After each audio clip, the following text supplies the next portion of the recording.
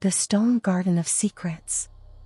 On a humid Florida night in 1923, if you happened to pass by a peculiar plot of land in Homestead, you might have glimpsed something impossible. A small man, barely 5 feet tall and weighing perhaps 100 pounds, was moving massive blocks of coral limestone as if they weighed nothing at all. Edward Leedskalnin worked only in darkness, and if anyone came too close, he stopped immediately. Whatever he was doing, he wanted no witnesses. Edward had come to Florida with a broken heart and an obsession. Back in Latvia, on the eve of his wedding, his 16-year-old fiancée Agnes Scuffs had called off their engagement. She told him he was too old, too poor, too everything. Edward was 26, devastated, and determined to prove his worth. He would build her a castle, a monument to lost love carved from stone. What he created over the next 28 years defies easy explanation. Coral Castle, as it came to be known, contains over 1,100 tons of coral rock carved into walls, furniture, a 9-ton gate balanced so perfectly a child could swing it open with one finger, and even a stone sundial accurate to within 2 minutes. Some of the individual stones weigh 30 tons. The largest, an obelisk standing 28 feet tall, weighs close to 35 tons.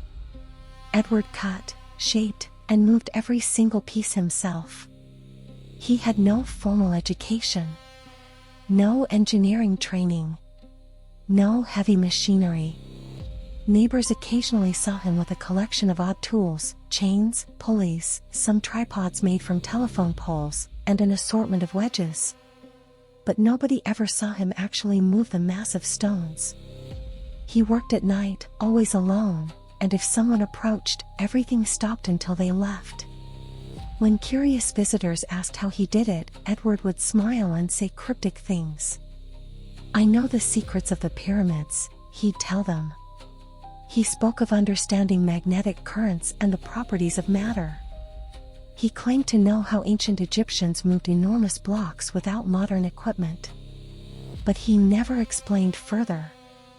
It was as if he were guarding some ancient knowledge, some principle of physics that conventional science had overlooked or forgotten. The mystery deepened when Edward decided to move his entire creation. In 1936, after 10 years of work, he learned that a new subdivision would be built nearby, threatening his privacy. So he hired a truck driver to help him relocate Coral Castle 10 miles north to its current location in Homestead. The driver watched as Edward loaded massive stones onto his truck, but like everyone else, he couldn't quite explain what he saw. Edward seemed to know exactly how to balance and shift the weight of these impossible blocks. Local teenagers sometimes tried to spy on him. They'd creep up at night, hoping to catch him in the act. But Edward seemed to have a sixth sense. The moment anyone got close, they'd hear him putting down his tools. By the time they arrived, he'd be sitting quietly, waiting for them to leave. Some claimed they heard strange humming sounds coming from the property at night. Others reported seeing weird lights. But nobody ever captured the moment of actual construction. The tools Edward left behind offer few answers.